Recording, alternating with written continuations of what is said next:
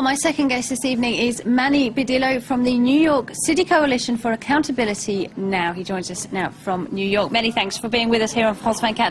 Now, your organisation is campaigning for a fresh investigation into the September 11th terror attacks. Tell us why. Well, basically, when it comes to the only public inquiry into the events that took my uncle's life and 3,000 others, what we find is the U.S. government has told us a story that conflicts tremendously with the physical, scientific, corroborated evidence that we could all find in the public forum. 60% of the commissioners said that they were lied to, that we did not get the entire story. 70% of family members' questions were never answered during that only public inquiry years ago. Here in New York City, for the past year, we've collected 80,000 signatures to have on this November's ballot a referendum that allows for New York City voters to say yes to an impartial, non-political, subpoena-powered investigation, a proper investigation, into the events that took my uncle's life. Are you saying that you don't believe al-Qaeda and Osama bin Laden were behind the attacks?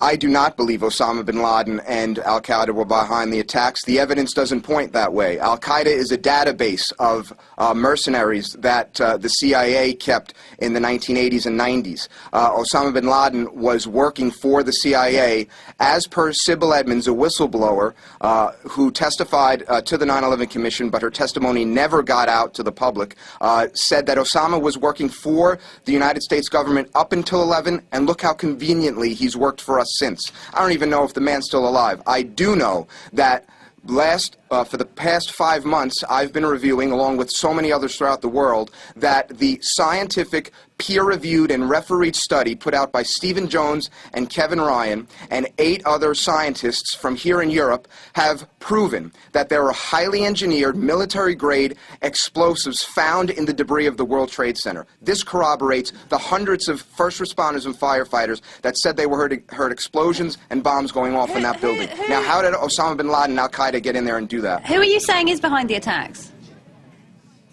Well, that's why this event, this mass murder, this unsolved crime begs for a new investigation. We have to find out what happened. At the very least, there's a grand cover-up. At the very most, this was criminal elements within the United States government and foreign governments and corporate entities that managed to rig those buildings and take them down. This is where the evidence points. The evidence does not point to what the U.S. government is trying to condition us to believe. Can I put it to you, though, that in the last 8 years there hasn't been a terror attack in the United States?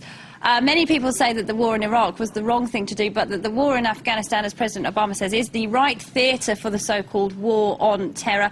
Would you not say that the fact that there's been no terror attacks in the last 8 years means that the U.S. administration is, at least now, on the right path? You know, it could also mean that there was no real threat to begin with. We're in Afghanistan right now, and we're bombing innocent Muslim families. We're demonizing them throughout our media. What we find is, in Afghanistan, not only is there an oil pipeline that's supposed to be built through there, but we find a tremendous wealth of natural resources, including opium fields, okay? Last year had the largest opium crop in the history of Afghanistan, and this is when NATO is there. I mean, what's going on? We know the CIA has been bringing drugs into this country, the United States, for the past 5 decades. So now we have NATO and U.S. forces in control, supposedly, of Afghanistan, but yet the poppy field crop is the largest it's ever been. What's going on? Mr. Badillo, many thanks indeed for joining us. I'm afraid we will have to leave it there. Well, that's it for tonight's Focus. We'd like to remind you that any views given by our correspondents or our guests are not, of course, the views of France 24.